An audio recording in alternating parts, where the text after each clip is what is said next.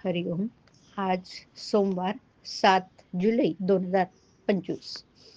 सद्गुरू ब्रह्मचैतन्य गोंदवलेकर महाराज यांच्या प्रवचनाचा आजचा हा भाग.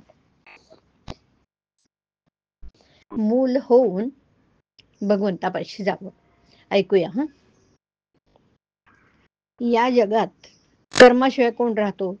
पण कर्म यथासांग होत नाही याचं कारण आपण कर्म कशा करता करतो याची जाणीवच होत नाही. अधिष्ठानाशिवाय कर्म साधत नाही. मालक पाठीशी असला की कर्म करणाऱ्याला जोर येतो. काही चांगली कर्ममार्गी माणसे भक्तिमार्गी लोकांना नावं ठेवतात. भक्तिभावाने जो राहतो तो दुसऱ्याला नावं ठेवत नाही. मी कोण हे जाणायला ज्ञान आणि भक्ती लागतेच. तसंच ब्रह्म सत्यम जगन मिथ्या म्हटलं तरी त्याचा अनुभव येण्यासाठी कर्म करावंच लागेल. करावं लागतं आणि उपासना भगवंताला ओळखून करावी. लहान मुलं इकडे डोळे करून मुकाट्याने दूध पितो, त्याप्रमाणे समर्थांसारख्यांनी जे सांगितले ते आम्ही निमूटपणे करावे.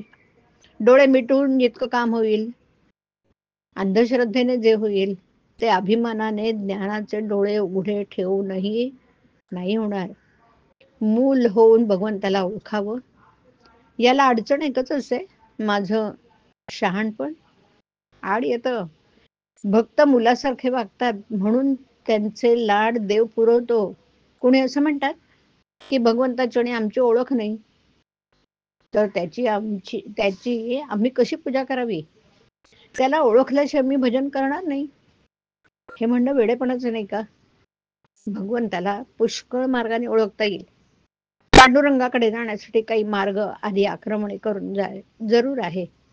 संतांनी अखंड जागृत राहण्याचा मार्ग सांगितला आणि तो असा: देहाने प्रपंच करा, पण मन भगवंताच्या ठिकाणी अर्पण करा.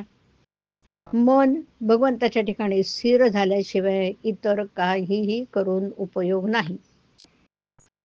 ध्येय सत्य असल्याखेरीज चित्ताची स्थिरता होत नाही. पण सत्य अशा ध्येयावर अगोदर पूर्ण श्रद्धा पाहिजे. प्रपंचात जशी प्रेमाची गरज आहे तशी परमार्थात श्रद्धा पाहिजे. देव माझा आहे असं म्हणण्याऐवजी मी देवाचा आहे असं म्हणावं, म्हणजे श्रद्धा उत्पन्न होईल. समुद्राचा तरंग असतो, तरंगाचा समुद्र असतो असं नव्हे.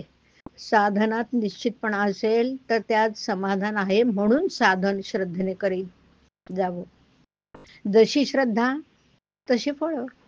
आपण भगवंताच्या स्मरणात निर्धास्त असावं. प्रपंचात कधीच धीर सोडू नये. ज्याप्रमाणे मुंग्यांची राहणी जागेवरून हलवली की तिच्या मागे असणाऱ्या हजारो मुंग्या तिच्या बरोबर नाहीशा होतात, त्याप्रमाणे एक देहबुद्धी काढून टाकली की आपल्या मनात उठणारे हजारो संकल्प नाहीसे होतात.